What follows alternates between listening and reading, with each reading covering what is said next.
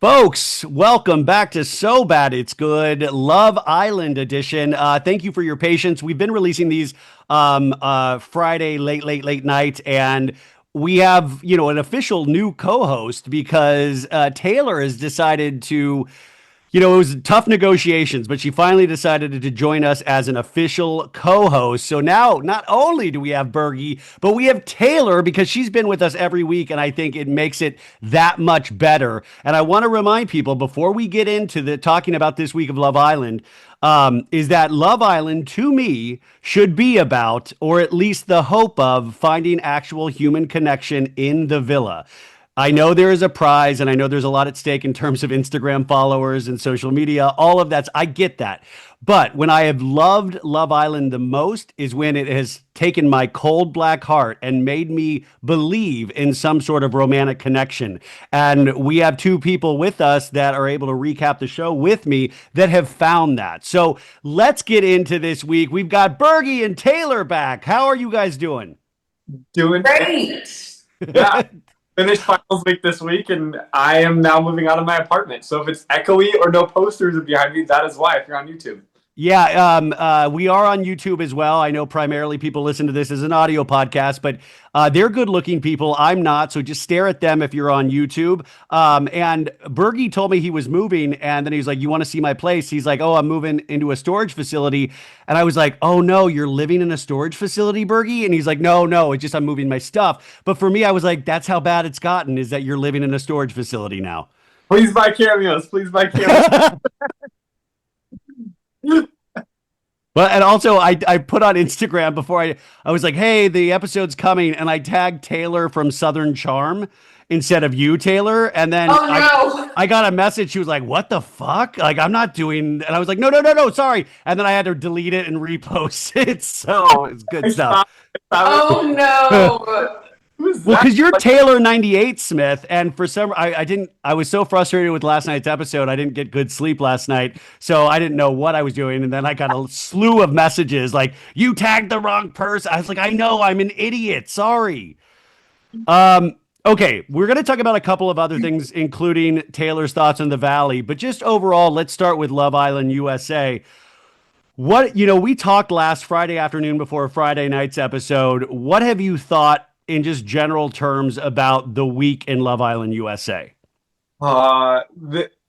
It's been like a long week of Love Island USA, I would say. Like it's been like, I don't want to say boring, but it's just been like uneventful, I would say, like in certain ways where I'm just like not as tuned in as I'm being tuned in.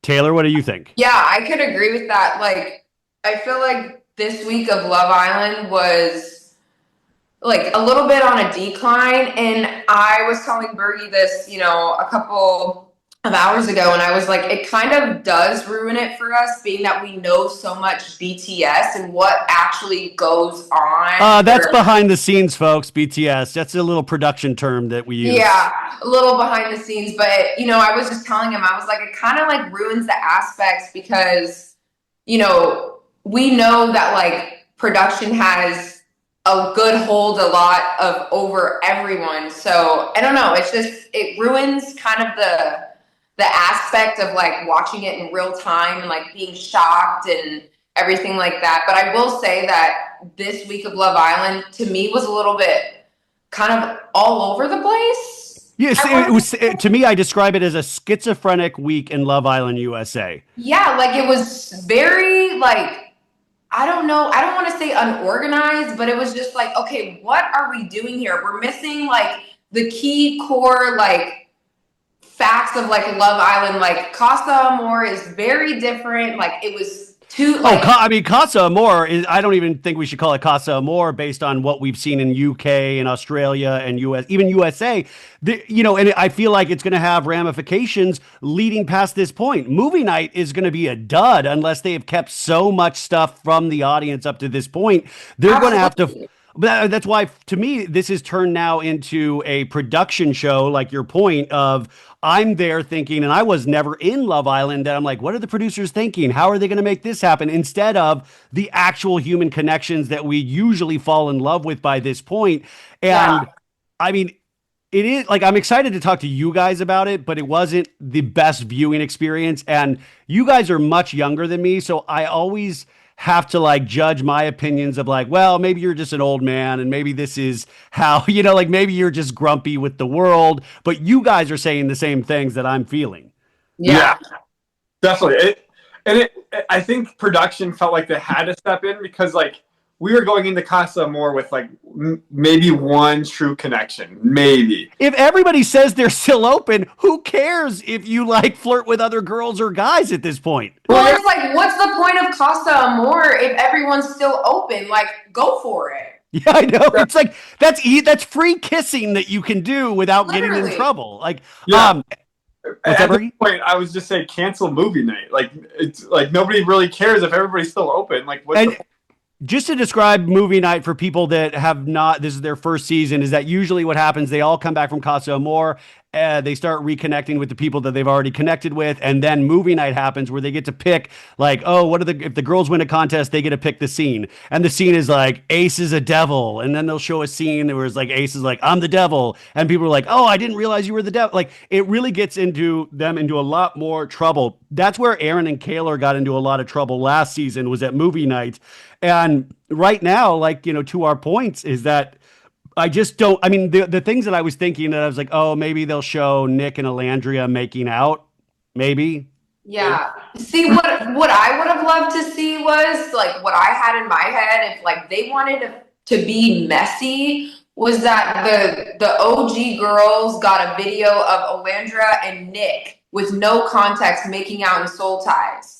Like, I feel like that would have been something that I would wanted to see. Like, not them coming in all reunited, all gung-ho, hoo-ha. But, like, I don't know. Like, I feel like if we wanted drama, like, they could have given us more.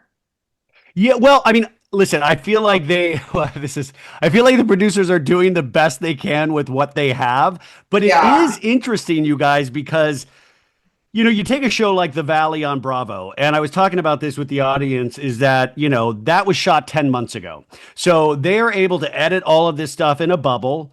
They do not, they kind of think they know how the audience will react, but they really don't know. And so when it comes out, those, it can be a surprise to the production as well. Whereas Love Island, those producers, they're locked in. They're locked into our posts. They're locked into our TikToks. They're locked into our Reddit. They are paying attention to everything. And that's why I think Nick Alandria happened in the first place. And I almost think that does a disservice to the overall show. Like, I love that they're listening to us, but sometimes I'm like, we're idiots. Maybe do not listen to us, as like trust your own instincts, as opposed to trying to give us what we want, because I think it overall messes with the show. Do you agree? I totally agree with that. Babe, I don't know if did you want to say something? No. I'm just gonna piggyback off of what you guys are saying, because sometimes it's like, this is a weird example, but like you're working at Dairy Queen, people would order something that they think they want, and it's not what they want. And sometimes you have to like make that assumption, what they want. I mean, I forgot Bergie used to be a manager at Dairy Queen, right? Yeah, I did. So and now he lives in a storage unit. So that's. But what was it? It's just like sometimes you gotta give people what they don't expect that they want, and I think we've seen that a couple times this year, especially with Huda still being there. Like, there's some things that like we think we want. Like right after Bella left, Beldasha, everybody wanted Nick to go home, and now everybody wants Nick to be there. So it's just like there's things that like the audience members, you can never please the audience. I mean, no matter what, like even if Huda was sent home, you would have all of a sudden an uprising of Huda stands of like, you ruined the show by sending Huda home. And by the way, I will say, this is obviously a producer thing. They have managed to really soften Huda. They redeemed her. They redeemed her. But by the way, you could tell it's a tough job. You could tell she wants to lash out. And this is what I wanted to ask you guys as insiders. Is there, production, obviously you've told us they have the voice of God that will go over the speakers of like, stop talking about this or da-da-da. Is there, because I read an article saying that they were very close to pulling Huda at a certain point, just for mental health reasons and the reaction from the audience. Is there a world, do they not coach you guys, but do they talk you through certain aspects of the show? Like, do they say how to, realize that this is a fun show and you're such a fun person and we want to see more of that? Do they give notes like that at all? I got some of those notes. I did too. Yeah. They wanted you to stop being a jerk, Bergie? Well, no, just remember, just be lighthearted. You don't have to like fall in love. Just go have fun, make friends. But I still fell in love. It felt it. See, that's what like Hutta's what we've seen, and it's highly edited down. And she even made a thing. I think last night's episode on Friday was like, "Oh man, when that guy kind of rejected me, I wanted so bad to tell him what's what, but I just said nice chat, and we went our separate ways." And I was like, "That's growth," but it almost felt growth based on a note that was given by somebody in production. And we know that Hutta used to be a musical theater gal. We've seen her in like productions Yes. of like Fiddler on the Roof, or I don't know what show, but I thought that was interesting. So that actually makes things a lot clearer in my head. And I don't think that's interference. I think that's making a good show. Well, also too, you have a Love Island therapist on standby too, so maybe like they're working together on some aspects too. Mm-hmm. Yeah. 6 weeks. Just to remind people, Taylor, you met Bergie in Casa, right? Yes. Now, what is the when so you're held back? Do you get to watch all of the episodes leading up to Casa Amor? Yeah, so when I was in my hotel for the 32 days that I was there, with no phone and coloring every day. Anyways, I had an iPad that was brought to me at a certain time, and it was something that I looked forward to because I was like, oh my God, I get to watch Love Island. This is like so fun. Like it's the best thing ever when I was locked in a hotel. And I was, because, I only had 4 channels on my TV when I was in Fiji. Like it was either watching the fishy swim in the aquarium or like, I don't know, some So you cartoon couldn't leave. stuff. You couldn't leave the hotel. I left for like 30 minutes a day. Were you accompanied like by security? Yeah, like we had talent people that would escort us to like either go to our outside gym or even just to get out and like have fresh air. But we were able to, like, once the show aired, I got the call that I obviously wasn't an OG because they tell you that. But there's still time. There's still so much time. And then once the show aired, I got an iPad and I got to watch an episode a day, but I had to take notes and turn them into production. Your notes. Yeah, I had to And take. did they let you have like paper where you could like sneak a secret paper and hide it under the bed, or did they like search for things? No, they didn't search for things or anything like that. Yeah. But yeah, we had to turn in notes and like we had to have a top 3 every episode. So was Bergie ever in your top 3? Yeah, and I actually told him that too. I I told him that, and like I think when we were in the hideaway, I told him that. And the first episode she wrote, this kid definitely plays with his action figures. Yeah. Well, you nailed it. You really did. This guy's going to live at a storage facility one day. That's Yeah, and now I'm playing with those action figures with him because we love Legos. So. Oh my God. Okay, and did they? I know this is a silly question. Did they feed you well, or did they keep you on a calorie conscious diet because you got to be in a swimsuit? Ryan, they did me so dirty when I was walking in. They added like 50 pounds to my stomach. You gained the Love Island 50. The food that we were fed was diabolical. Okay, folks, say goodbye to your overpriced wireless plans, jaw-dropping monthly bills, and unexpected overages because Mint Mobile is here to rescue you. I just switched to Mint Mobile, and I am already saving $120, and it is the same quality of service, if not better.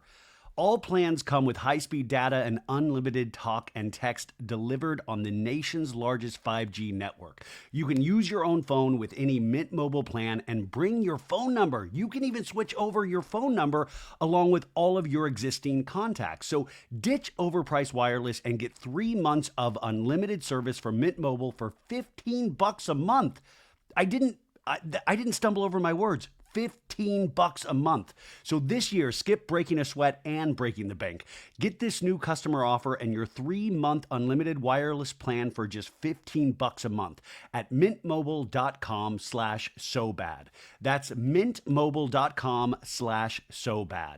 Upfront payment of $45 required, equivalent to $15 a month. Limited time new customer offer for first 3 months only. Speeds may slow above 35 gigabytes on the unlimited plan. Taxes and fees extra. See Mint Mobile for details. Okay, folks, if you've been listening to the show, you know I've been on a health journey this last couple of months. And part of that is because summer is here. You got more light. You got more time to do all the things that make summer so special. And you have to wear summer clothes. You're kind of showing off your goods in a sense. And the number one thing that you also don't want to be doing this summer is spending hours cooking inside. And that is where Factor comes in. Factor's chef-created, chef-crafted, dietitian-approved meals are ready in just 2 minutes, taking the hassle out of eating well. If you know me, I like to do things fast. Factor meals arrive fresh and ready to eat. It is perfect for any active lifestyle over summer and beyond. With 45 weekly menu options, you can pick gourmet meals that fit your summer gains and goals. I am on the website right now, and you can choose from options that work for anybody, but especially work for me. There's Calorie Smart, there's Protein Plus, there's Keto, there's like 4 other different options that if you are trying to live a healthier lifestyle, it is perfect for. Factor powers your day sun up to sundown with nutritious breakfasts, on-the-go lunches, premium dinners, and guilt-free snacks and desserts. Factor has your whole day covered. So enjoy more this summer. Get Factor if you want all the flavor and none of the fuss. I just ordered my box and I ordered a high protein meal, a carb conscious meal, a GLP-1 balance, even though I'm not on a GLP-1, but it's still good food. And they even have fiber filled. I am so excited to get my shipment because I'm just looking to eat healthy and, not have to do the fuss of actually cooking this food. I'm not a good chef. So I'm using this and so should you. Get started at factormeals.com/sobad50 off and use code SOBAD50 off. That's SOBAD 50. That's sorry. SOBAD50. That's SOBAD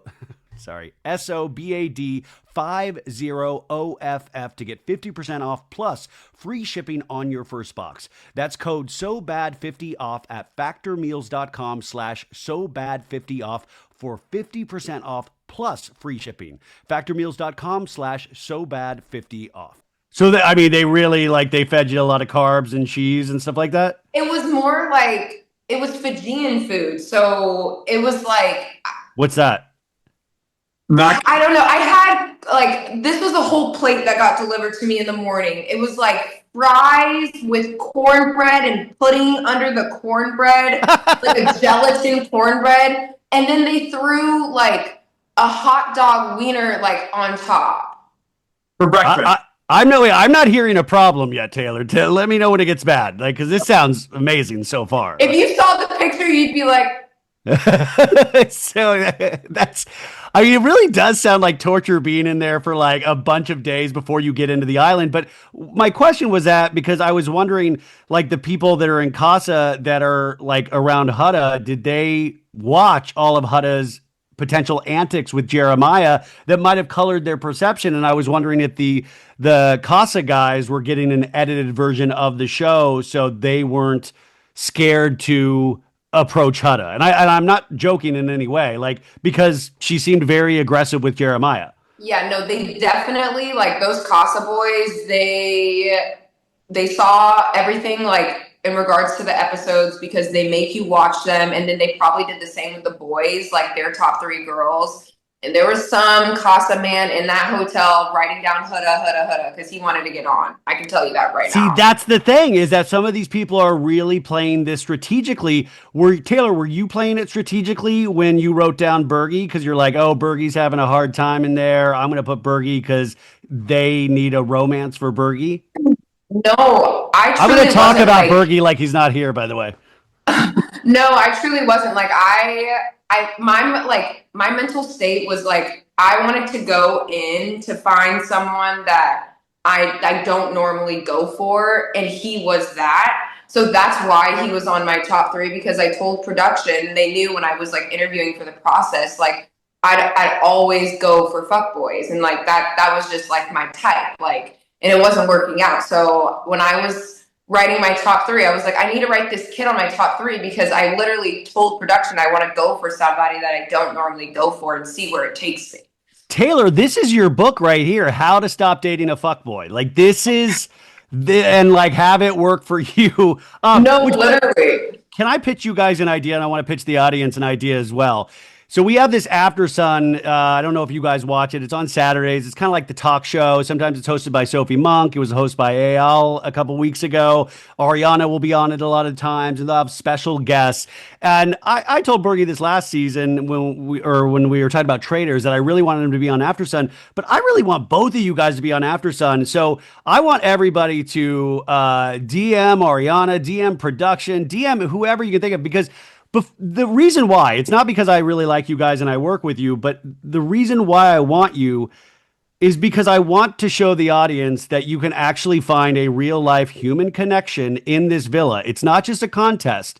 You guys have now been together for years after this show aired, and that I think it's like kind of this beautiful love story in a sense, which we need to promote, and we need to remind people this is what Love Island USA is. It's about drama, sure, but it's also about human connection. And I think you guys are a perfect example. And even just hearing you talk about like the F-boy thing, Taylor, it's like, I want the whole audience to hear that. Like, I think it's important, especially in this time. So Love Island producers, I know you're busy trying to edit ways to get Nick to win this thing, but I need you to bring Taylor. And by the way, and Love Island producers, if you're worried about the money, I'll pitch in for a ticket. I've got a lot of Delta miles. I can try to get both of them over there. But I really want to see this happen because we only have a couple more weeks left. And I think you guys are a perfect example of why this show, when it's firing on all cylinders with great casting, can really work. Would you agree? Absolutely. 100%. You're like, no, I would never go. F that. No. No. Yeah, you nailed that, Ryan. I think that like it's, now we're almost 2 years into our relationship, and let alone a long distance relationship, which is the hardest thing to navigate. I feel like, being in the public's eye. And with that being said, it's like, I truly do feel like our relationship is a big representation of like what the show is all about. Now, what if they got you there on After Sun and all of a sudden they were like, we're throwing you in the game, Taylor. You're in there now. Get in there. I would not want to go in that fucking game. I'd go, don't put me in. We could, we're doing a Casa Amor Part 2. Taylor and Bergie, get in there. And then they try to break your relationship up years later. I'm like, this ain't Temptation Island. This the Okay, so I think that's so. By the way, I'm really serious. If anybody knows these Love Island producers, and I don't mean in a mean way, I'm talking about in a gentle way of reminding people, because I think there are so many new viewers. In fact, I was reading the statistics for this season, and it has grown in audience size each night of. I mean, it's starting to dip a little bit, but it already started with such a huge audience based on last season being so popular, and it's really built. But there's so many new eyeballs that that I don't know if they fully understand what this show can be when it's like everybody is locked in casting wise. And I'm not blaming production on bad casting. I think it's a gamble, and the turnaround time is so quick for these producers. So I really want to remind new viewers, and that's what I was saying. Like, all three of us were disappointed this week, but then I was texting with my friend, and she said, well, there's so many new people to this, and they're loving it. So, like, I have to remind myself that the people that don't know what this show has been in the past are still, like, eating this show up. Would you agree? Do you hear that as well? I think that is true for almost any season. Like new Survivor seasons, like people have watched old Survivor, they're like, oh my gosh, old school Survivor is always so much better. But like, you get the new school people that have only watched like the past 10 seasons and they think it's the best thing ever. And yeah, I mean, that's the thing, is that you see all of these bars like showing Love Island and people are freaking out at like every move. And I was like, that is not my experience at home, but I'm glad somebody is having that experience where they are loving every second of this, even if for me it's ringing a little false at times. Okay. Really quickly, I just want to ask Taylor about the Valley on Bravo. I know that's a hard pivot, and I know you're like, no, keep talking. We will in a second, but Taylor watches the Valley. What do you think of this Jax Taylor talking about F boys? He is probably the king of them all. I Yeah. mean, I think with this season, we start to see like everything kind of get finalized in Brittany's and his relationship. And like him getting, I didn't think 30 days was enough for rehab, if I'm going to be completely honest, Ryan. No, and by the way, like to that, I don't think that's enough. I mean, it's such a change in lifestyle, and like It even if is. I'm trying to empathize with Jax, that's a lot. If you're he said he was addicted to cocaine and alcohol for 20 years. Okay, that's fine. But he also probably always was an angry young man before drugs and alcohol, and that probably made drugs and alcohol that much more appealing. So that takes, I mean, you're in a rest of your life kind of battle, to get to a place Yeah. where you can be around people.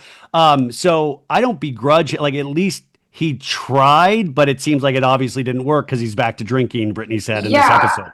And I actually found it shocking too when it's like, he comes out, what's his name picks him up from the Jesse facility. Lally.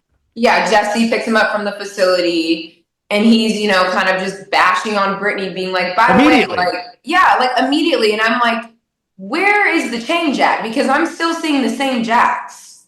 Is the change in this car with us right now because we do not see it at all. And Bergie, I know you don't watch, but in this episode, they do a men's group where they touch each other's chests and forgive each other for, their manly things that they're doing. Have you ever been a part of a man's group, Bergie? I've been a part of a men's Bible study, but never like something like that. Okay. So it's, I mean, like that's it's. I mean, that's in. I think Danny is very religious, and he, I think, talked about being in a men's group, and I thought that was probably church affiliated. But Yeah. I find it interesting with this group of men. It's like you should be in therapy with the women, like the men, the men The men between don't need men. all this therapy Yeah, together. you guys are almost perfectly in alignment. Like we need to get the men with the women, and then have an actual therapist, not a life coach, working with them together.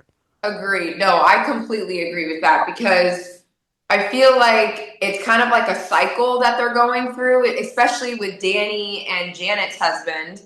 Jason, Like yeah. it's like tit for tat. Like they keep going back to the same fight. You're an alcoholic. No, I'm not. You're an alcoholic. No, I'm not. I'm sorry. I'm sorry. Let's make up. Now we're beefing again. It's like the same thing, but it's like if Danny. Well, also, do you think he is an alcoholic?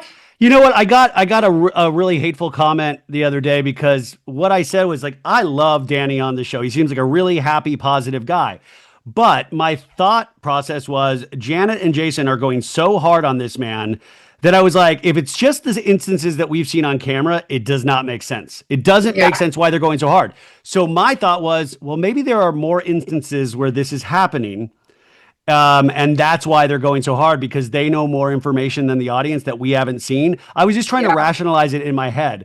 But from what Yeah. we see on screen, it does not strike me as a problem at all. Yeah, me neither. Like, I think that because Janet is literally writing him so hard, and especially of like the whole thing with, Danny touching Jasmine's butt, like that whole thing that happened, it's just kind of like exploded, but they are going so hard at him. But like me watching this season, I'm like, the only thing that I like thought was maybe weird was when he went to the cabinet to go sneak a chug of like the tequila bottle. But like Yeah. other than that, like I haven't seen any signs of like alcoholism like taking hit a toll on him.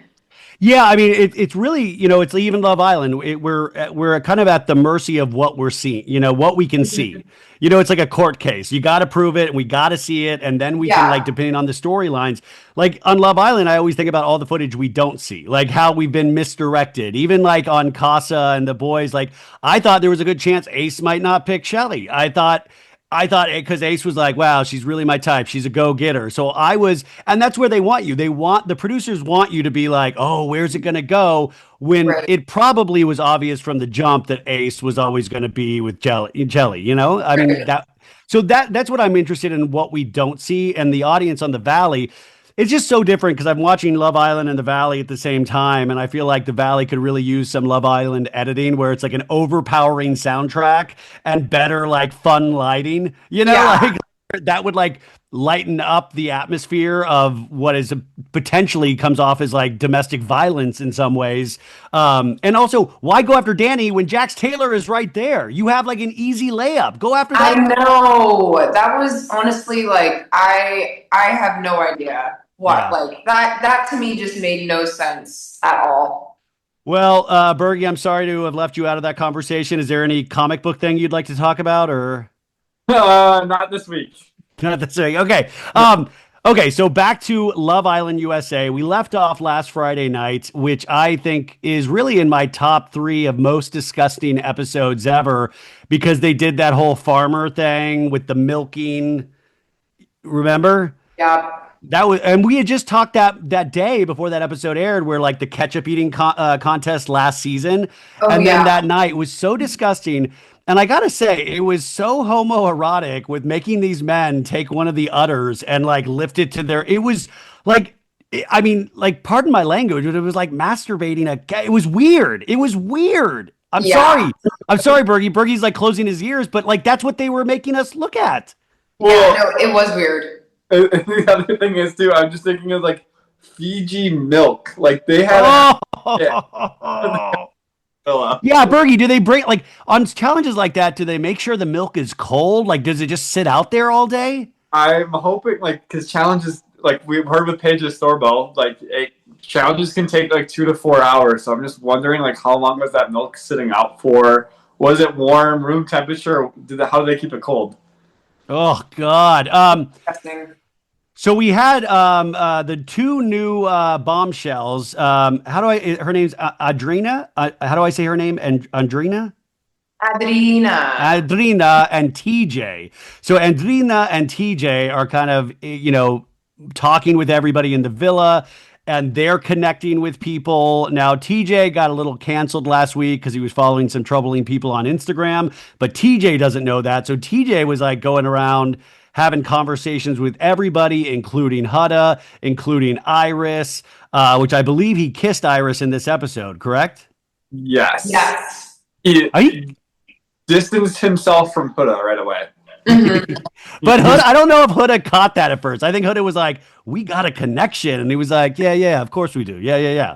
It was the second conversation that he distanced himself. Like Huda went to like Alondria and Shelly to hype herself up, and they hyped her up, and then she went and talked to TJ, and then TJ was like, yeah, I gotta be honest with you, I don't see this going anywhere. I just like I don't want you to be saying F you. And she was like, I would never say F you to anybody. And then I don't know. He's like, I've watched the episodes. Of her saying F you to, or her saying that, and then it was F you to Jeremiah or whatever it was. And Ryan, that was clarification that they have all watched the episodes. Okay, that's great. That's a great point. So at this point in this episode, we had Hannah and Pepe coupled up, Amaya and Austin coupled up, Sierra and Nick coupled up, Alandria and Taylor coupled up, Iris and Jeremiah coupled up, Chelly and Ace coupled up, and then TJ, Adrina, Hudda, they are all single on this episode. And it is interesting. I don't know if this is the episode where Jeremiah has that really deep conversation with Adrina in Soul Ties, I believe it was, where he started, he was like, wow, okay, cool. And Adrina seemed to really like Jeremiah. Yeah. Another thing that I want to point out about this cast, and like, I don't think that I've ever seen like a cast this intense of them just emphasizing on, if you're not exploring everybody, like you're going to get kicked out of this villa. Like, and they are like monetizing on that. Like explore. Well, I mean, just like, that's the purpose of exploring your connections, but it's like, you're damned if you do, and then you're damned if like you have a connection and like, you're like, oh, I like where this is going. Like Jeremiah kind of liked where he was like, I'm doing the right thing that you guys wanted me to do. I'm not with Hudda. I'm exploring this new connection. And then you guys want to, kick him out. So I don't know. I just felt like that was kind of backstabby and a little. I mean, that's why Ace has gotten like the master manipulator, like everybody's calling him the master manipulator, the puppet master. And I will say with moves like that towards Jeremiah, I get confused. I'm like, what do you want? Like, what? I Yeah. don't get at this point. Like, it's not a contest. We got to remind people this is about actual human connection. And my thing is like, yeah, kick me off. Like, and in my mind, I would be like, I already got a social media following now because of this, or I already had one going in. It just shows that it's a little disingenuous that people. And by the way, yeah, most people do not fall in love in 3 weeks. So I get that that's a tall order, but we want to believe that they can. Yeah. Yeah, no, I mean, like, I was not expecting, I was there for 2 weeks, and I was not expecting Bergie to ask me to be his girlfriend, but it happened. It did happen. I was like, you know what? We only have so much time. We might as well make that happen. And I'm like, there's nobody else that I like. When I'm out of here, I just want to have you in my life. Okay, but be honest, Bergie. I know you love Taylor with all your heart, but I know you're also a gamer. And you also are doing all of the odds. You've talked about it many times. Come on, what is the percentage of you really, really feeling for Taylor, a very special bond, and also this will make a good episode, this will make a good edit, this will keep me in the game? Be honest. Well, when I asked Taylor to be my girlfriend, the voting already happened for the final four. So Okay. like voting was over because it was the final episode. So it didn't even matter if I asked her to be my girlfriend at that point because by that point everybody voted. There's no pressure to ask Taylor to be my girlfriend or not. Okay, that's a great point. Yep. So you did that out of the just you needing to be with Taylor. I love that. Relationship. Like if people did it before, like let's say even before Casa Amor, they just got back from Casa Amor and then became boyfriend and girlfriend. I think a lot of the audience would also call that fake. They're just trying to win votes over, which happened on our season with Carmen and Kenzo. They ended up getting fourth place because they, secured themselves as boyfriend and girlfriend, like with 2 weeks left in the season. Oh, Yeah. okay. Which by the way, you can catch up on all of their season on Peacock. It's on there, right?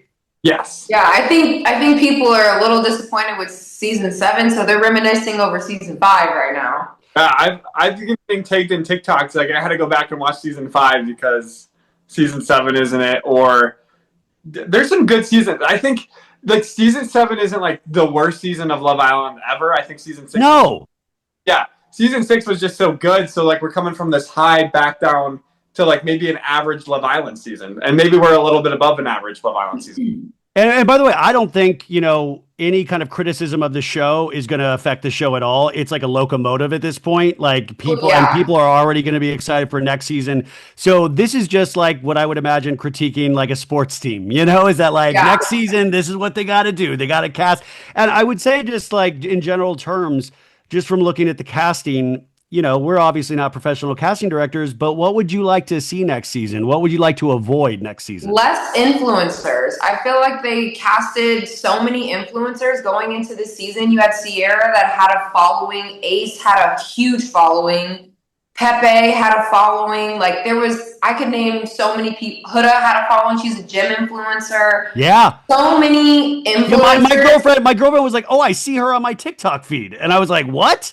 Yes, and then the girl Vanna, the Costa girl, she had a following too. Like she's trying to, like I've seen her on my TikTok before she even kind of came to the show. So I just feel like we're getting to the point where it's now more so for like influencers and like to get famous, and we're losing that purpose of what the show is actually about. So I would like to see like people like Bergie with less than 1,000 followers on there, like kind of like build themselves up, like people that just like are out of their comfort zone. Well, Taylor, that's why I think people still are loving Jalen, who got kicked off like over a week ago, where his social media blew up, where you see him on TikTok. He has over like 1.5 million followers all of a sudden from nobody. And he's like so humble and he's so grateful. And all these brands are like, we want to fly you out. Keep your passport. We're going to take you wherever you want to go. And it's so heartwarming. To me, that's just as much of a great story as watching a Love Connection, as watching Jalen come home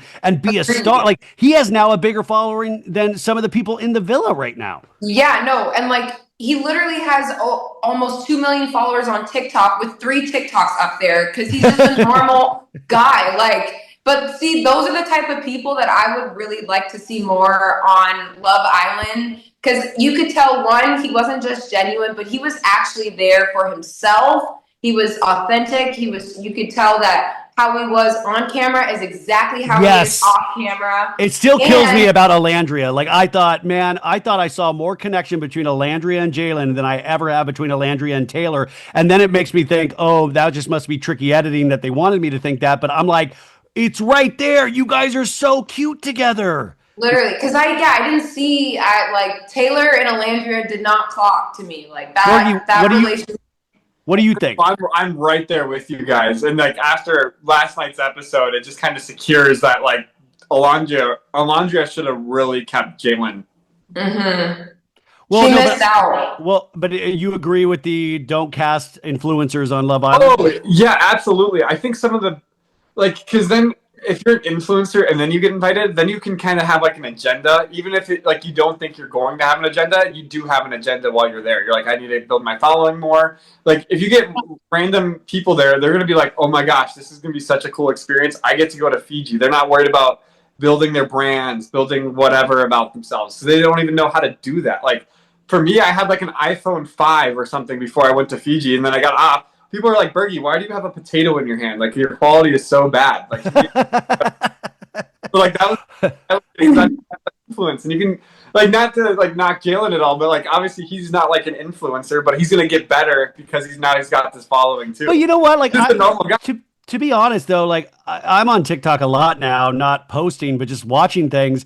I really get tired of influencers. I get tired of the edits. I just want to see somebody like be themselves for better or worse. And like, those are the people that I end up liking. And no offense to like the actual influencers. Like, I think it's brilliant how they edit and like put mute. Like, that is really a talent. I'm not knocking that. But, you know, I met some of those people in real life, and it's, you know, when you're an influencer, you have a very different mindset and you look at the world in a very different way. And you come in thinking about things like followers and being liked or not. And, you know, not that it's not genuine in their own way, but it's not genuine in how I want to see people on TV, because I just think you look at the world, you know, like at this point, I'm a ruined man because of social media. Like, I'm toast. Like, I'll never be able to run for president. I'll never be able to do anything because I'm too online. But I want to see people like Jalen that is just there to actually experience connection, that didn't even have a passport before this, you know? Yeah, that's what I like.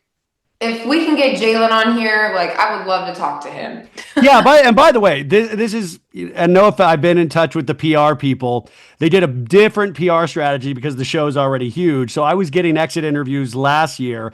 This year, they went with Chicks in the Office, Nick Viall, and I think 2 others. And they keep saying, we got you, we got you, we got you. And I hate to call you out, guys, because I know you might be listening. But come on, we'll bring Bergie and Taylor. We'll 4-way this interview. But like, this show is, come on, man, we're top 20. Let's do this. And we're all about building, just like I'm the Jalen of podcasting, you guys. Come on. Yeah. Let's grow. Fake edited stuff. Like, I'm sure they got their edits in those top 3 podcasts that Ryan mentioned. We would do it so much better. We would be real. We'd sit down. By the way, I'm not knocking those other podcasts. I understand the strategy. I do. And you don't, like, last year they needed more push to like promote that season because it was not taking off the way that they had put money in, or they put so much money into advertising last season with Ariana coming in.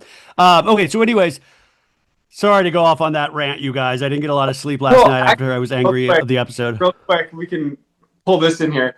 I know Peter from The Bachelor, when he went on The Bachelorette for Hannah Brown season, he only had 500 Instagram followers, because that's what I had. And we were talking about that on Traders, because now he has like 1.3 million followers. Did you see Pilot Pete went Instagram official with his girl? Yes! We're so happy for him. Well, happy for him. I commented that we need to go do a double date soon or whatever. Screw that. We need to do a double date podcast. Get him on this show. Come on. Oh my God, that would be so fun. Gonna talk to him about Destination X. I love the Spider-Man mug, by the way. Oh yeah, sorry if you guys are. I always drink out of this. I know this. We're going all over the place, but this Spider-Man mug I've had for 20 years. It's not the same one. I broke this mug, and God rest in peace, Mom. My mom knew how much I love this mug, and she bought me 2 other ones because I tend to break and spill things. And so this is my last Spider-Man mug. It's a huge mug because I love drinking coffee. And yeah, but thank you for appreciating that. That's all my mom.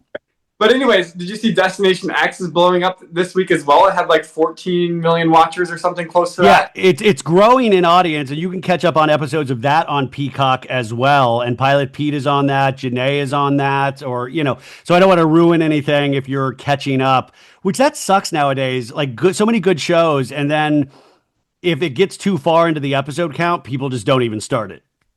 That's true too. Yeah, you have to have that following before. But hopefully, You know what would be a good idea is if you text Peter, because I know he has Janae's number, if we would do a recap with him on Destination X and with him and her. Yeah, come on. Like let's skip past let's do it guerrilla style podcast where we make our Bergie's like, I'm not gonna ruin that connection. No way. Okay, so we move on. So remember, that was Friday night's episode, Saturday After Sun. Sunday, Bergie was correct last week in terms of Casa Amor. Me and Taylor, just to remind you, we were like, nah, it's coming later. And Bergie was like, no, it's coming this week. And at the end of Sunday night's episode, they were moving to Casa Amor, correct? yeah. And I texted Ryan and Taylor in our little group chat. I played these games before from Squid Games. Have you started the new season of Squid Games? Oh, did it come out? Yeah, it came out on Friday. Oh, no, I have not yet, so I got to catch up on that as well. Yeah. So anyways, Ariana, says, think of it as starting from scratch, brand new couples, brand new relationships, and everyone gets a second chance at love because when everyone returns to the villa, yes, everyone will be returning this year. There will be some very big decisions to make for all of you in regards to Casa Amor. And a lot of people think her verbiage in that was a hint that there was going to be some craziness with Casa this year in terms of people leaving the island, which we saw with Nicolandria. Right. Yeah. And her saying everyone will return, I was like, I feel like that's like an Avengers level threat. Like everyone will come back. So they're going to bring the whole cast back after Casa Amor. It would be great if Thanos was in Casa Amor. Like, what's up, everybody? And then I love that even Taylor now has dated Bergie so long she gets that joke. Yeah, well, and then you have Jeremiah. Back to collect all his 5 rings. I'm collecting all the rings of Love Island. Yeah. And then you have Jeremiah come back and he's like on your left, and then he comes out. We've turned into a geek podcast. So basically, this episode, we had the hovering over of Casa Amor, but we had people leaving the villa, which included Hannah and Jeremiah, which I think was, I was shook because that was based on America's votes, right? No, the Islanders. Well, no, did we voted for our most favorite, who we wanted to pair, well, not who we wanted to pair up, but we did vote. I voted at some point. Yeah. For the top, the top 3 It was favorite girl and favorite boy, right? favorite boy, girl, and I think it was each one, and then the 4 bottom had to stand up there. It was the 3 bottom. Oh yeah, it was the 3 bottom guys. The 3 bottom guys. We had Jeremiah, Austin, Pepe. and Pepe, and then we had the Hannah, Iris, and Amaya. Amaya. Yeah. The Islanders had to vote out of those 3. Mm-hmm. Yeah. So I was the Islanders had a picture. I was very shocked that they chose. Austin is still there. No offense to Austin, but I feel like he is just skated by.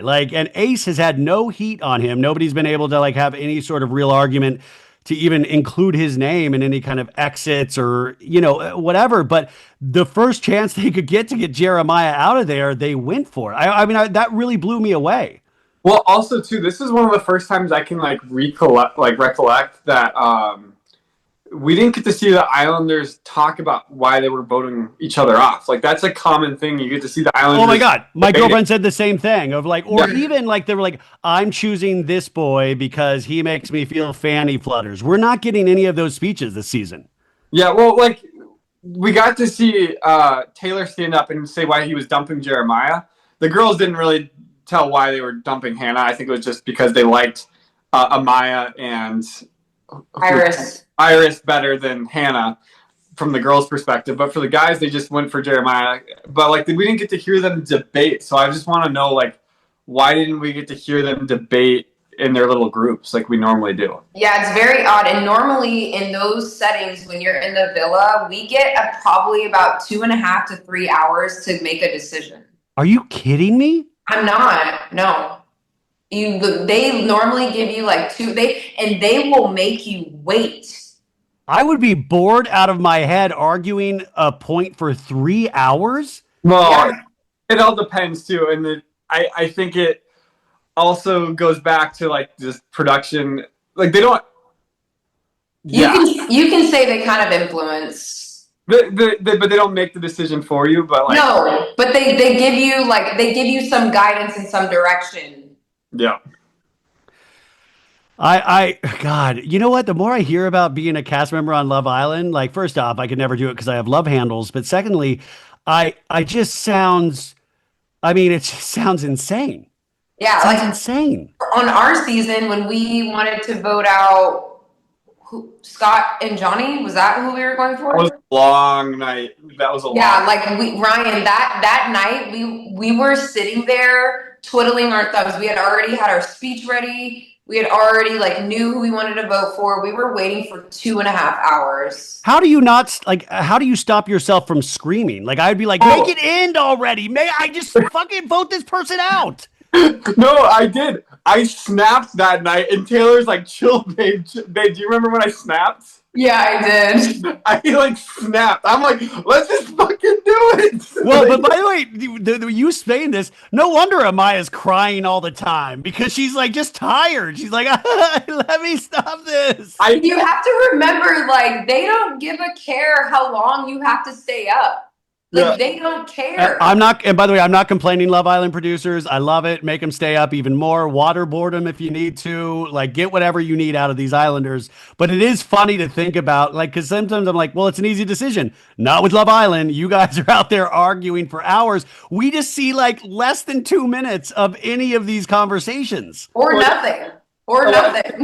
Then they showed, at the reunion last year, the 30-minute conversation that, Oh, yeah. Oh, I can see that actually happening. Wait, Bergie. Oh my God. I remember that moment because I was like, oh, maybe the editing really does help because it was kind of boring, that clip. And everybody was like, that was so boring. Why did we want that? And it was just that's what it's like though. You're just sitting there discussing every point, little detail.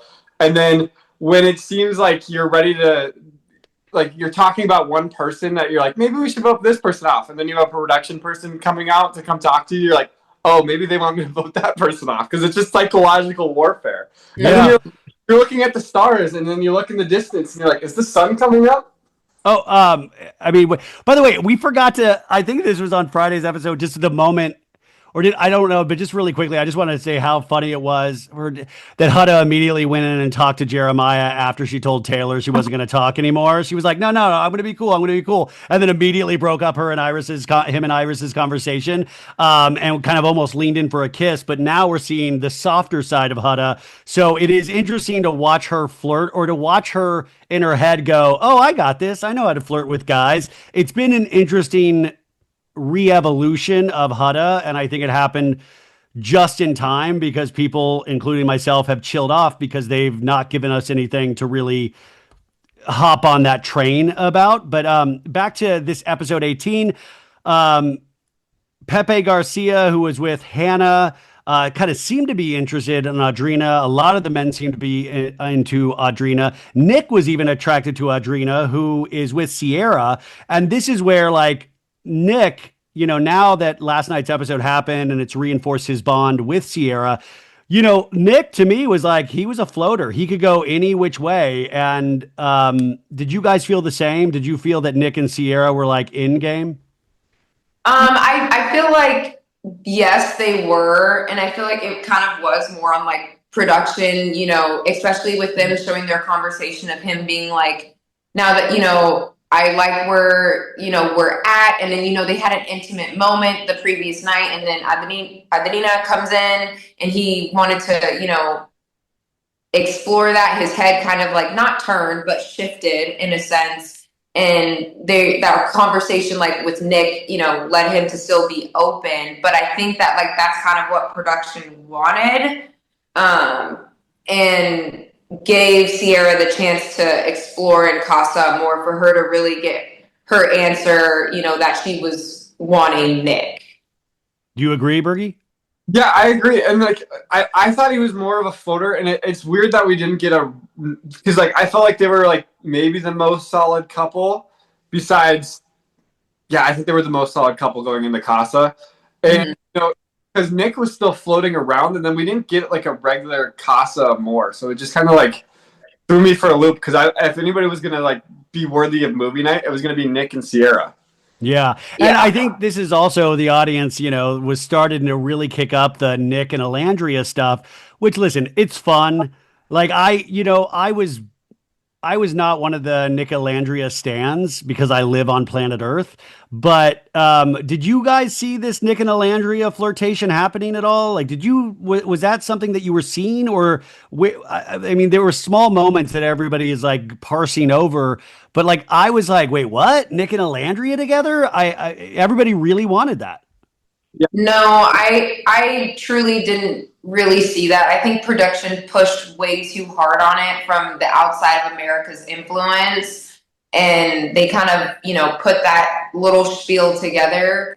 But I never really saw that happening. And I think like it's honest, I honestly think for movie night that thing is gonna be squashed with Nick kissing Alandria. Yeah, because you'd be like, "Oh, babe," like because I think he even said on last night's episode that he was like, "Oh, we tested the connection, it wasn't there, and it made me miss you even more." And I was like, "Oh, okay, well, you explained it." Yeah, exactly. Like it's gonna be so interesting about like what is movie night gonna really be about? Well, they may not even do movie night. I don't think you know what? Maybe they'll actually just show an actual movie. Like, here's F1 with Brad Pitt. You guys watch this. Yeah.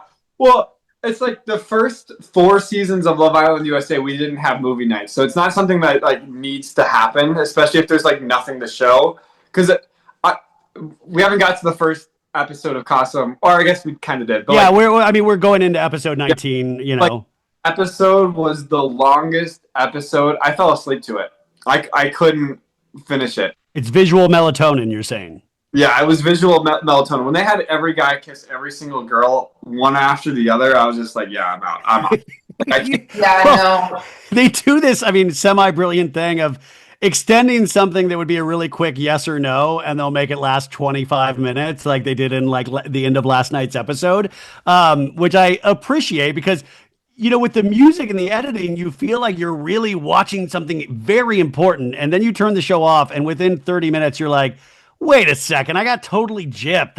This is crazy. So episode 19, this is when Casa Amor starts. It's a little differently where the girls go to Casa Amor, and I will say it's always funny, this editing of the girls and guys going to Casa and Huda's little heel kick she did, like where she jumped 5 feet in the air.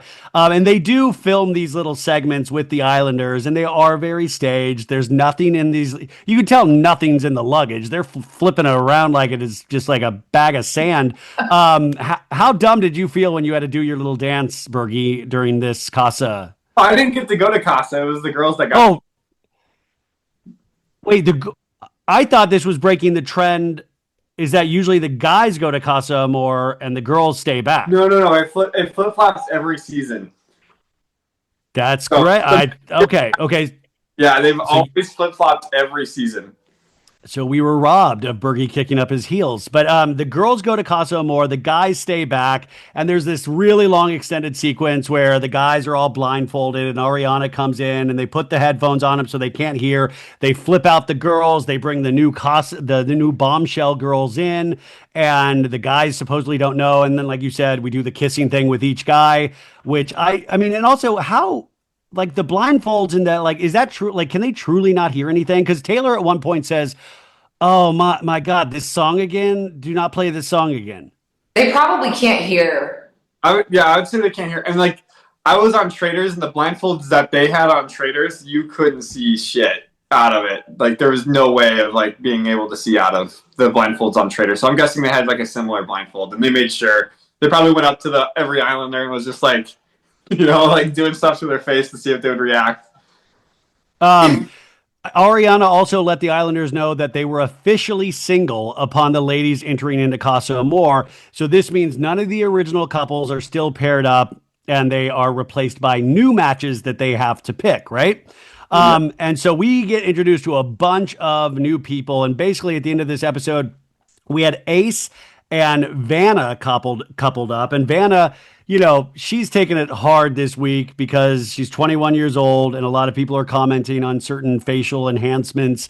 And that she's one. Like Hannah coming out of the villa, I was nervous about just because the day before she had done that licking on the hand with Pepe. And I was like, oh, that's a tough episode to come out and talk about afterwards, just maybe embarrassing a little bit. But like Vanna, I get really nervous about because, yeah, that's a lot of potential work for a 21-year-old. But I get nervous about Vanna in particular. Would you agree?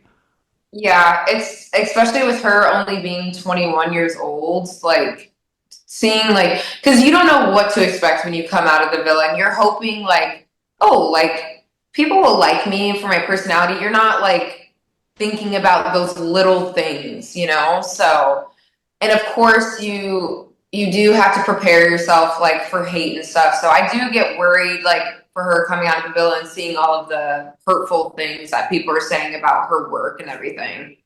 Yeah.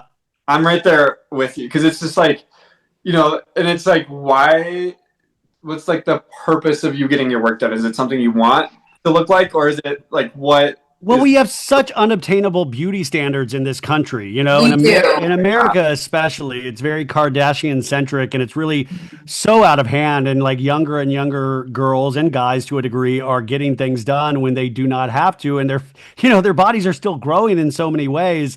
And I don't know what Vanna looked like previously, and I don't really care what she looked like previously. She seems like a nice person. So I just get really nervous about that, even though, like, I mean, yeah, it looks a little odd. But the thing is, what not upsets me, but I'm like, the producers have to know it looks a little odd. So that like they're going to get a reaction in some way. Yeah. And that's what makes me nervous. And I will say they've done some favors. They're not featuring her as much in these last couple of episodes, I noticed. Yeah. But it's something. So we had Ace and Vanna coupled up, Taylor and Coco coupled up, Nick and Clark. Austin and Jaden, Pepe and Grayson, TJ is single, and then on the girls we had Chelly and Chris, Olandria and Zach with a K, Sierra and Elon, Hudda and JD, Adrina and Brian, Iris and Zach with a C, and Amaya is single, or Amaya Papaya is single. So that's where we ended this. But I thought it was like a lot of pomp and circumstances without a lot of payoff. It was just a very long episode to get us coupled up. Yeah. No, we have just on the payoff of next episode and like the stuff production pulled to wrap us in. Yeah. I mean, was there anything that stood out to you guys besides the long ass production of getting everybody over to Casa? No. Like that was it. It was just a long ass episode. Yeah. It was a lot to watch. I was just like, okay, come on. Yeah. Okay, so then we'll go to episode 20, and this is when the Islanders are getting to know all of the new bombshells. And we had Ace, who was coupled up with Vanna, but he was actually talking more to like people like Coco. And Jaden was like talking with Austin and Nick. And I found it very interesting that Jaden in the end picks Austin over Nick. Yeah, no, that to me was actually kind of a shocker because I felt like Nick and her like had like a moment on the deck too. Yeah. So and I just think they approach, I don't know, they approach life, or the show seems like they approach life very differently. And Nick is very funny and goofy, but Austin's like on another kind of level. Yeah. So it was very interesting. I'm not saying it's the wrong decision. I was just surprised that when we get to this, like, kicking somebody off, that Nick was not chosen and she stayed with Austin. Yeah, no, I was very shocked, but I did see the like chemistry that Austin and her had as well. So it was. Yeah. Mm-hmm. Yeah. And Austin was doing anything to get away from Amaya or Amaya Papaya. Yeah. Yeah. Well, and also too, I think it could have been a slight gameplay move. Like well, Nick could go back to Sierra after this, and I don't want to risk that. And I know Austin's not going to go back to Amaya, so if I go with Austin, I'm pretty much safe the rest of the time I'm here. So you've come to me, the main man, Austin. All right. Wait, what is the angel with the machine gun? Do you see that one tattoo he has? What does that even mean? Angels don't have machine guns. I don't know. I think is that the one that has mom underneath it? I don't know, but like I need to ask him what the angel with the machine gun means. Like all of their tattoos, I need to know what they mean. But so Austin is like, having the conversations. Amaya, though, she's like trying to like she doesn't want to like interfere with anybody's relationship, but she also was like kind of pursuing a little thing with Zach with a K. And I don't Taylor, you'll understand this. Zach with a K to me is like an Asian Sandoval. He is Yes. like very like he has the hairline. He's very like decked out with a certain look. He's got the The chompers. chompers. Yeah, he's got Yeah. like, the ill and he seems like a nice guy, but he seems like that guy that is like very into his style. Yeah, he kind of talks like he's cracked out like on like something over there, but I Yeah, don't know. I saw some of the clips from him, like where he always gives model looks, like not on the show, but like in previous things that he's done. He'd be like, "Hey, da, da, da, da." Yeah, I think he is a model, and that's another thing. Like that man already has 240K Instagram followers. Like another person that they're Well, and to me, Zach with a K came in there wanting to make it back to the villa. Like to oh me, yeah. because That even was when like the Amaya was like, because he was trying to get some kisses from some girls, and with Amaya, she's like, do you want to kiss me? And he was like, okay, and like went in for a reluctant kiss at first, and I thought yeah. that was, I mean. This is like why Love Island is so weird this season is Amaya Papaya is a star now, and she's a star because of her being eccentric. Yeah. Taylor, Agreed. Yeah. I Taylor, love her too. I love her too, yeah, but no, it's like awesome. it's because she's so like funny and herself, and there's so many Amaya isms that Yeah, I like think are. I would like I kind of resemble with Amaya a little bit. Well, listen, I am just gratitudely that you're here today. Remember what she said? And instead of gratitude, she said Oh, gratitudule. oh yeah, I'm filled with gratitude. gratitudule or opportunale. I'm going to take this opportunely. And then she says, my heart is tachycardic anxiety.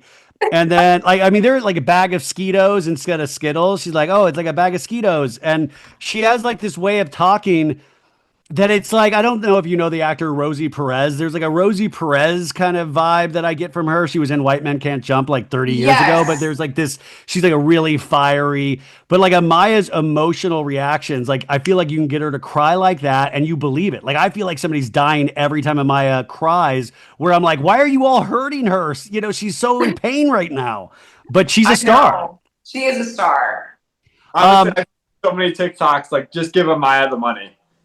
Well, but see but to remind people, you got to give the couple a money. We don't give single players the money, which I totally get. Like I love Olandria, but at this point from last night's episode, Olandria doesn't have a real connection, and I don't see her getting one unless it's completely fake and forced at this point.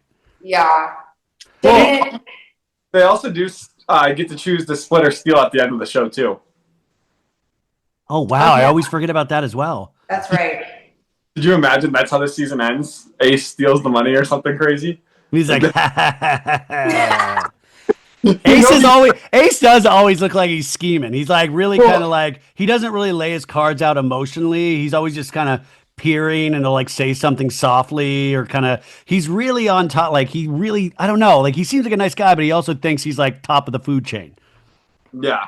Yeah. His one-liners are funny though. Like I'm not gonna lie. Like some of the shit Ace says, like I find myself cracking up. Yeah, no, I mean, no, I mean, like, I totally agree with, but it is funny how the audience perceives Ace to be, and in some of these exit interviews that I've been told is that Hannah, yeah, Hannah, is that Hannah did say Ace was kind of running the guys in one of the exit interviews, I and mean, it looks like it on TV too. and Jeremiah said the same thing. Like when he was cut, there wasn't really a conversation. It was just like, "I love you, bro." Nobody really explained Yeah. why he got sent home.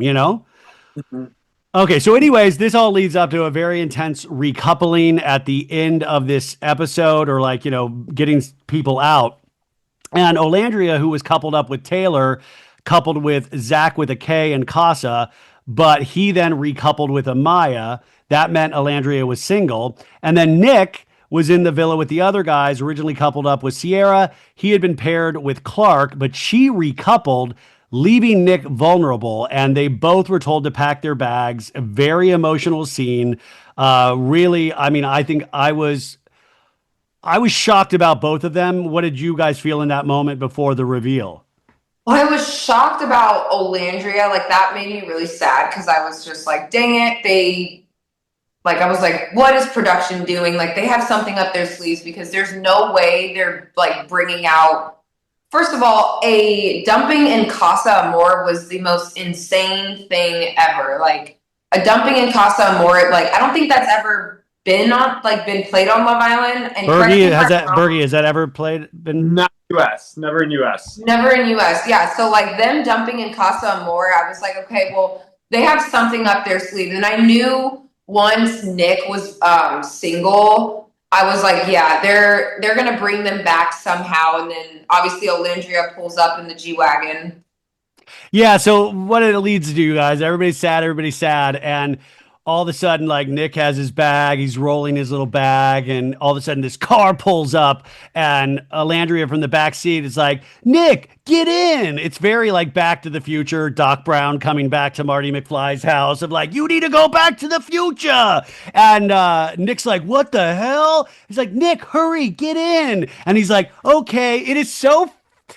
It was a great fun moment, but also so fake as hell that I wonder how many takes they had to do on that, right? Yeah. Oh, a bunch. You have him like looking at the ground like he just went to war, and then he looks up and he sees a car pull up. It's like a movie, like, and it's just like, well, that's exactly what it is, Bergie. They're trying to make this movie moment, and so what I keep thinking about, like we were talking about earlier about thinking about production, so.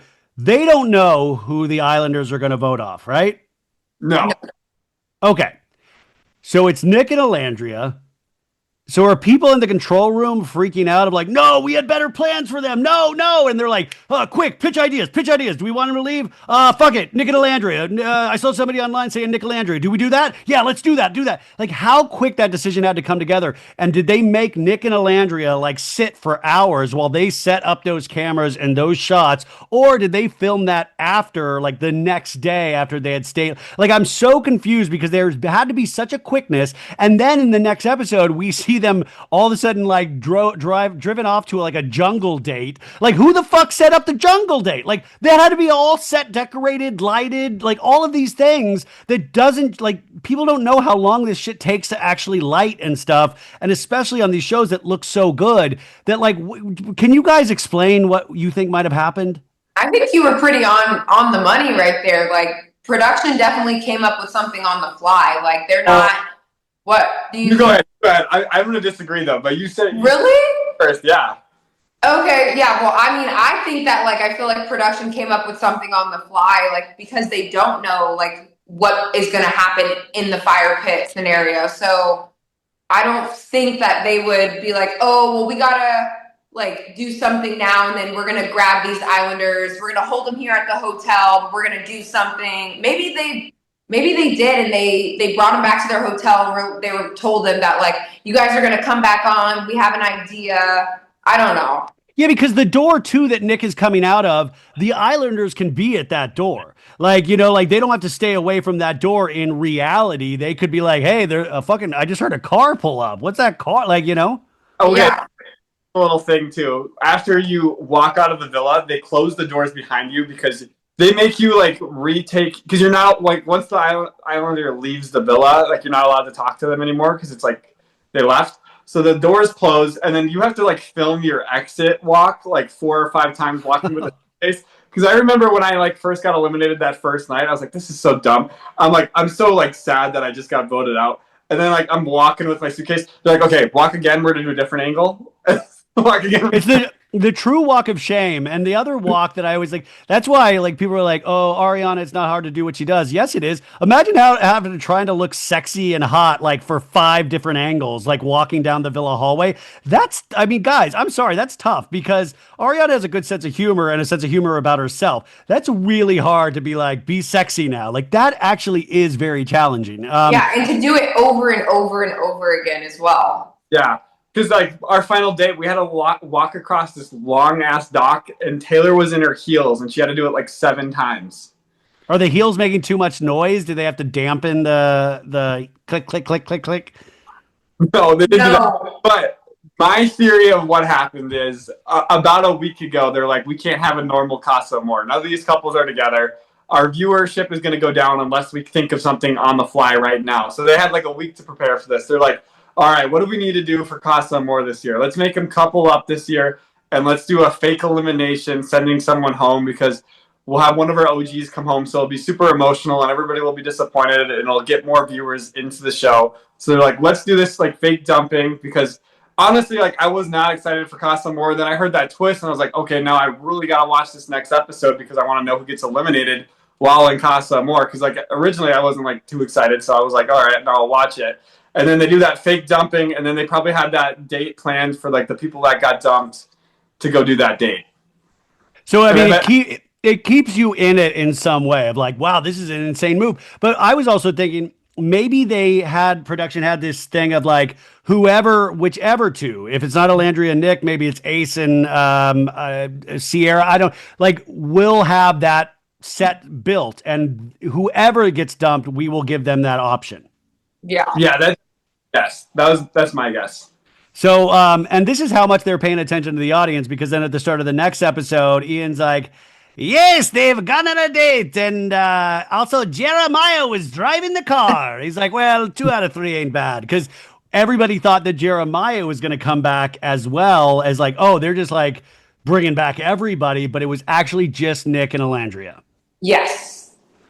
So they go to this jungle date, and Nick, you know, he wants to play ball. He was like, "Listen, I've always wanted to get to know you. Like that's why I was always trying to kiss you in competitions and stuff like that." So Nick was like, "Game," and I think Olandria, for me, like I just didn't see it. Olandria seems so hung up on Taylor, even though I don't understand that for the life of me. But she was also willing to like, I mean, you know, obviously the producers are like, you gotta be open to connections. So I think at that dinner, you're both seeing that. Yeah. Yeah.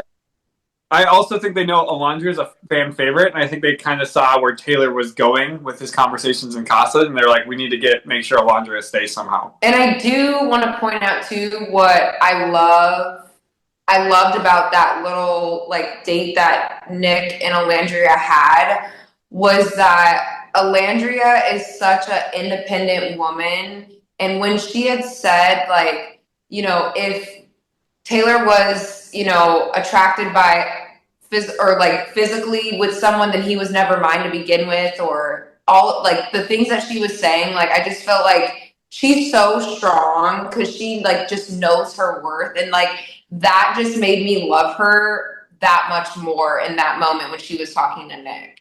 So you think Olandria chose to stay not so much for Nick, but just to eventually get back to Taylor. Whereas I think Nick at that moment wasn't trying to get back to Sierra, but was trying to see like, hey, maybe there is. I mean, I think he eventually got there where he did miss Sierra. But I mean, in that moment, they had us believing for a brief second that Nick Alandria was an actual thing. So they do this dinner date. They spill information on what's going on in the villas. They then put them in the middle of the night back into the bed of the guy's villa. And so when they wake up, you know, they pop up out of nowhere, and it's a huge surprise for everyone. I was just imagining what time in the night did they drop them off and make them go to sleep in that bed? It also could have been like right before the Islanders woke up. But like nobody wakes up at all. Like there was like stillness when they got put in bed. Oh, when you were out in that villa, you were out. I feel like because you're tired, you're just like you're zonked. Because like production could have you up till 4 a.m, and so that way when you're like going to bed, you're like you're knocking out the second your head hits the pillow. Yeah. So yeah, I mean, stories were shared that Sierra was with Elon and Taylor missed Olandria, but he had a connection with Clark. And yeah, like you said, Olandria is so true to herself that she was hurt by that physical nature. Um, and then Nick had revealed he was, yeah. So the villa then wakes up. They are there. I think Taylor was a little rocked. Taylor was like, I thought I could be with Clark now. And now, oh no, he's like, and you know, I don't, I don't, Taylor seems like such a nice guy, but I just don't see it. I don't see why anybody is, and I don't mean No. in like he's a dick because I don't think he is a dick at all.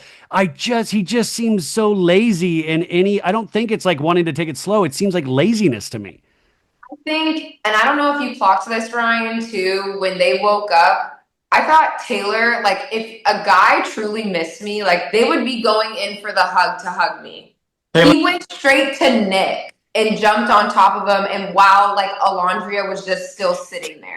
My girlfriend, she's out of town and she texted me. She's like, God, I mean, Taylor seems like he has a way stronger connection with Nick than he does anybody in this villa. Literally, it was like a big kind of F you, and it was just like, When he even and I talked felt about it, like, he said, that's my bestest, that's my main man, that's my bestest friend. Like, remember he was talking to Ace about Nick, and I didn't yeah, realize him and Nick were that close of friends. But yeah, it's like very reminiscent of when Jeremiah didn't go to Hutta after the recoupling, and yeah. and I don't know. Taylor just seems like he likes being there, but I don't think he's in it for even Clark. I don't really sense big attraction. I don't know. Like maybe Taylor is just. I just think he's the chill guy. Yeah, Like what do you he's think, Bergie? I also just think like I think he knows he doesn't like Alondria, but he doesn't want to like let her down by telling her. So it's just like, what are you doing? Like you're just there. Yeah. And I think he thought it was taken care of, like, oh well, she'll get voted out, and so I'm good. And then that's kind of an interesting when you have to like that's something interesting that production created that dynamic. So Amaya the next day has to cry to her new guy Zach, and Zach's like, I'm sorry I picked you. I'm sorry. I just had to, and she's like crying the whole time because Olandria got sent home, and classic Amaya. The Islanders then had to play a spicy game of Casa versus Villa, where they had to get texts of like horny acts to perform. And this is another one where I kind of check out, where I'm just like, yeah, everybody's like making out with each other so aggressively and dry humping on each other so aggressively. What did you guys think of the game? I thought it was a pretty raunchy game because it kind of reminded me of like raunchy races. I think that's what we did in our season, but they always do that game. That game is always like a Costa game. I feel like when it comes to Costa. Well, yeah, it was raunchy races, and it's a pretty like almost like orgy like game, I guess, in a way. Yeah. I mean, it was a big, everybody was throwing down. Yeah. But basically, then Nick does decide to explore this connection with Olandria, and we do get a makeout from them together, and I think everybody was just losing their minds about this makeout. And I was like, okay, this might really be happening. And I think Olandria is obviously still bummed about Taylor. Like, and Taylor's so funny. He's just like walking around in the background. Ace is exploring his connection with his new lady, and that's where I was getting confused too, because I thought that was actually a real connection, so I was getting nervous for Chelly. But Chelly's guy was bringing her flowers, and like that seemed to be nicer than what we've seen of Ace be with Chelly. So I was confused, and I think they were doing everything in their power to make us believe that some relationships really were getting messed with in the Casa. Yeah, they were. I think they were focusing hardcore on like, especially for the OG girls with the Casa Boys, and everything that Chris was doing for Chelly. And they were trying to kind of like emphasizing on that to, obviously make us believe like, oh, like, is her head gonna turn or is it not? And then same with like Ace and Coco. I feel like, they showed that like softer side of like Ace with Coco and like him like coming out saying that, he doesn't trust Easy and all of that. So I think they put emphasis on like their actual real raw conversations, which was good to see. But I think that, production did that for a reason to make it seem like, oh, well, now when we get to the recoupling, I wonder actually who they were going to choose. Yeah. Totally agree. So that brings us to last night's episode, episode 22.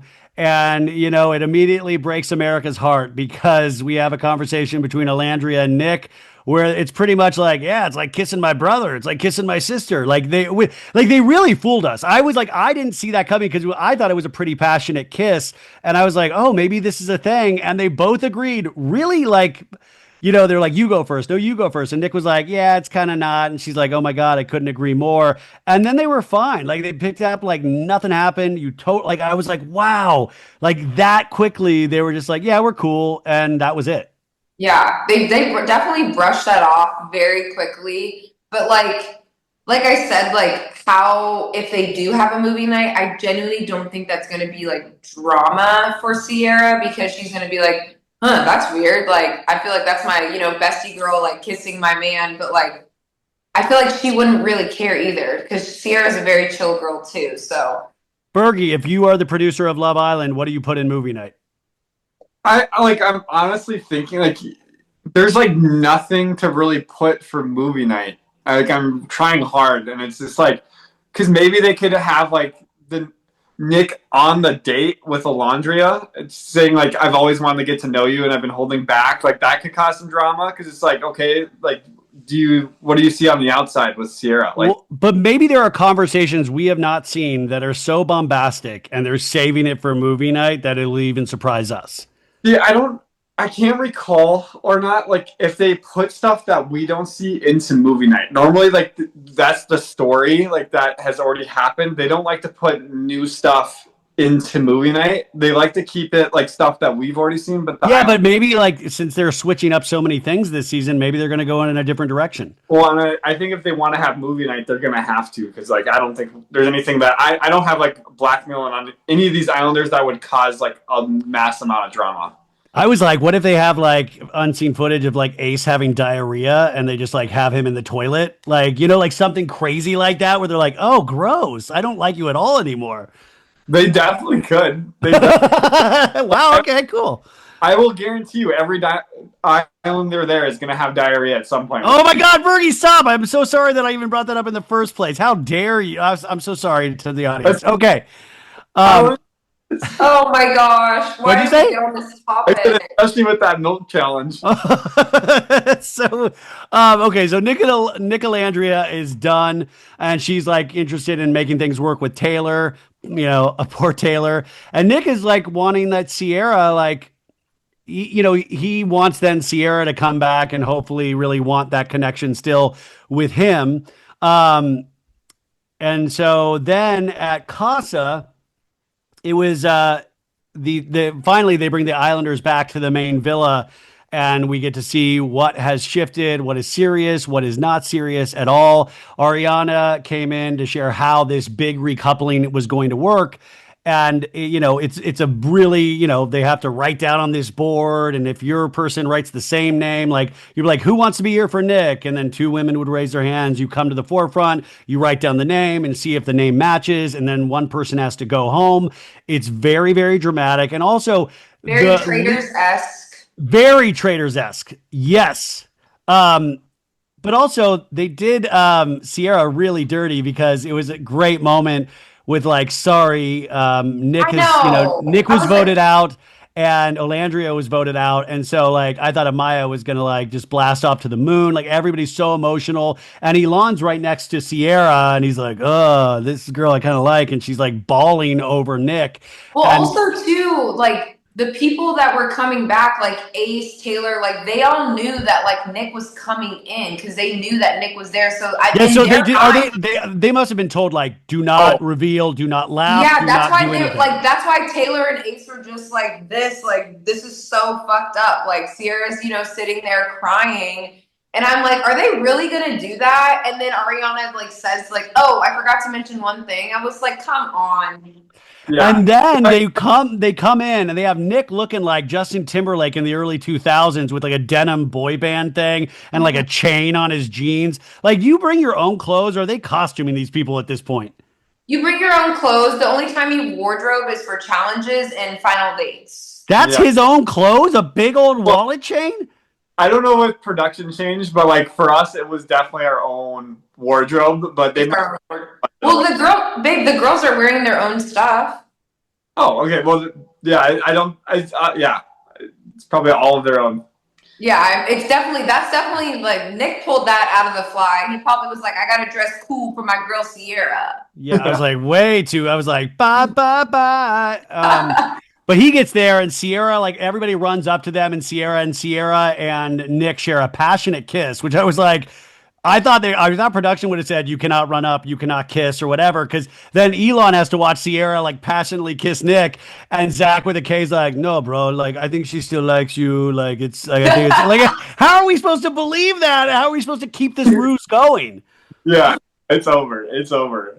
Like if you were sitting there, you'd be like, "Yep, I'm going home." He literally said, I think what he literally said, he was like, yep, well, there goes my shot. Yeah, I mean, because Bergie, like, I think you're a guy like me. Do you remember, like, when you're like in junior high or high school where you liked somebody a lot and you're like, maybe there's a chance, and then they obviously like another dude, and you're like, oh yeah, there was never a chance. Like in that realization in that moment, I think we've all been there at some point. Or you're approaching to like ask this person out, and then like someone slips and falls right in front of you, and that's your sign to like dip and run. You never. So anyways, they do this big production, and like Ace winds back up with Shelly. That was, obvious, I guess. By the way, Shelly really came on so strong in the earlier weeks, and now she's kind of petered out in terms of she hasn't really popped in the way that she popped those first couple of weeks. And it's nothing against her. I just noticed that it really hasn't, I don't know what to attribute that to. I think that she's a main character, but she's just not as like, kind of out there like the other girls are. Like, I feel like Shelly is very confident and, very independent and strong and like. And I think she's almost more normal where she's not as quirky as like somebody like Amaya. So she's not popping in regards to like the Hutta extremity or the Amaya extremity. Yeah, no, I completely agree. I just think she's just like a normal, like laid back girl. She's like Sierra from Summer House almost. Who? Sierra from Summer House, Shelly. Oh, yeah. I mean, I kind of. I think she even has more personality than Sierra. Like, I feel like we've gotten to know Sierra more in later seasons because of how the men have treated her, has given her a chance to react and us to root for her. So I already think she's already starting off at a more amplified place than when we met Sierra for the first time. But I do understand that comparison. So Austin is with Jaden and not Amaya. Pepe is with Grayson. TJ was very nervous because he didn't know where he was going to land. And TJ and Iris are back together. Nick with a C is with Sierra. Zach with a K is with Amaya Papaya. Chris, the 6'8" Chris, is with Hutta. And they seem, very fun and flirty. Brian is with Adrina. And then we have singles, Elon and Olandria at the end of this game. Sorry. And the last one was the big surprise is who is Taylor going to choose? Is Taylor going to choose Clark or Olandria? And Taylor, in the only surprise move of this ceremony, I think, chooses Clark. Right. Okay, and with editing too, when it's saved for like the last person, it kind of gives it away too, in a sense. If it's like the last person, and I think Olandria probably maybe would have been getting the hint too, like, oh shoot, like if I'm the last person to go, like it's probably going to be a big reveal. Because in years past with Casa Amor, like season 4 had Sydney, and she came out and said like she knew Isaiah wasn't going to pick her because she was like the last girl to find out. Action was. So it's a dead giveaway when you're like the last person to go. Do they let you sit down in between like camera setups? Like if you're because everybody's standing, do they let you? And by the way, they're in like the perfect, like from the overhead drone shot, they have a perfect heart, how everybody is standing in this. Do they let you sit down in between? Cause like I'm noticing all of these different angles and different cameras, and I know they have cameras everywhere in the villa, but there's also a static cameraman as well, right? That is out there with the camera. Mhm. Yeah. They probably do, and like we would have like torrential downpour in the middle of our recoupling ceremonies and dumpings. So we'd have to run inside, sit down for like an hour, then go back out and continue our dumping. So someone's already been dumped, and then we're still trying to figure out who else is getting dumped. So it's just like Do they keep the guys and girls separated in those moments? Yeah. yeah, or like whoever you voted with separate. Yeah. So votes don't leak out.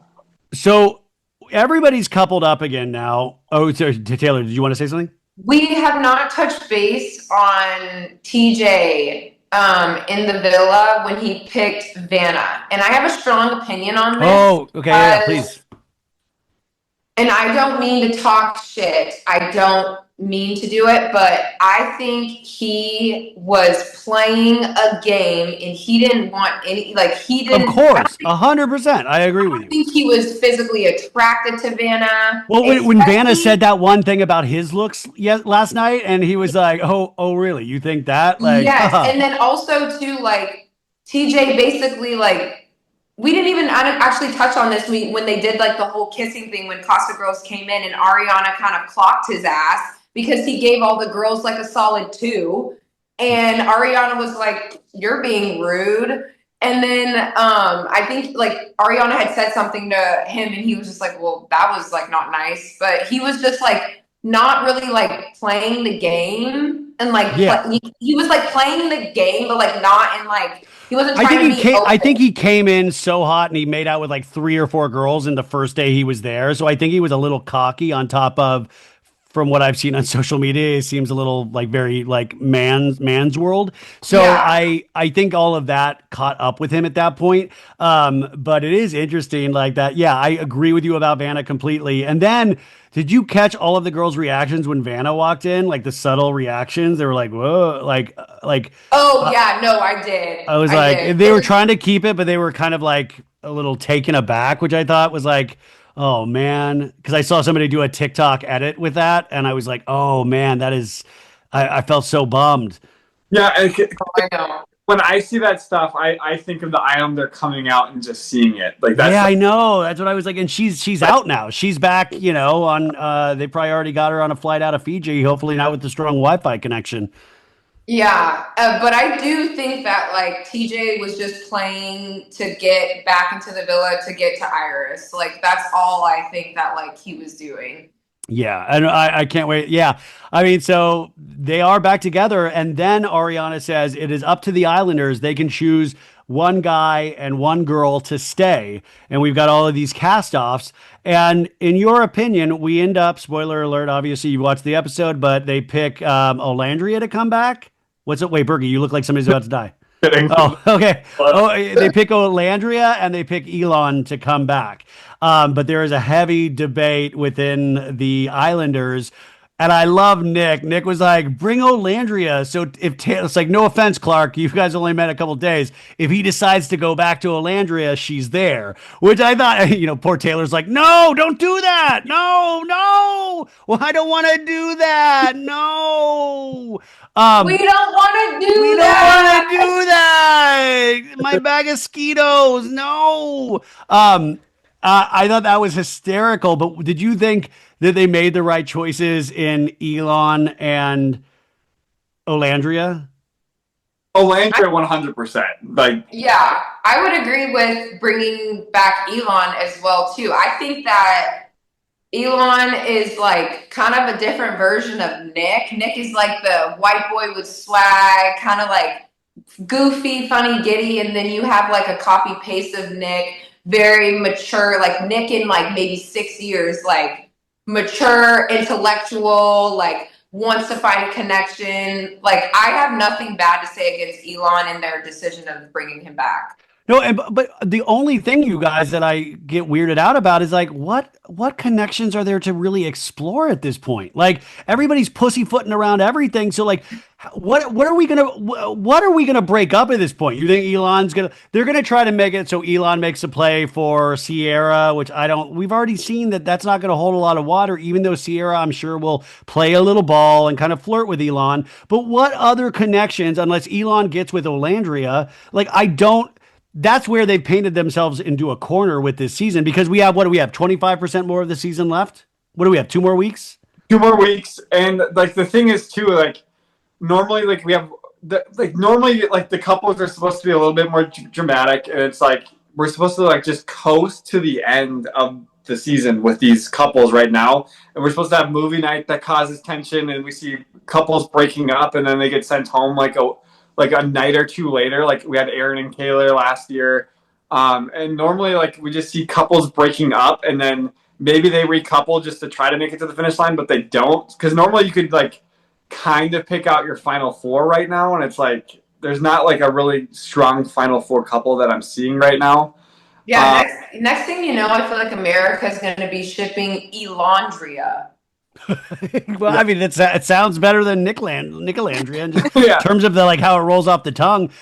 It'll be interesting to see, and I feel like that's why this is such a producer heavy season, and they've just made their work even harder because they've got to make these next 2 weeks interesting. And I just don't know how you. I mean, at the end of this episode, I was like, oh well. Maybe Nick and Sierra are the winners of Love Island USA this week, this season, because I don't think the audience is going to let Ace win. No, they're not. And what was the other thing I was thinking about too? That there's like normally one more set of bombshells that come in, and they're like it's not like a serious set of bombshells. Like season 4, we had Mackenzie. Real uggos. Like, no. They're bombshells, but they're either previous Islanders. Yeah, they're previous Islanders. So like season 4, we had Mackenzie Dittman come back from season 2. She came back. And then in season 5, we had Scott come in. And in season 6, we had Cassie and Harrison come in.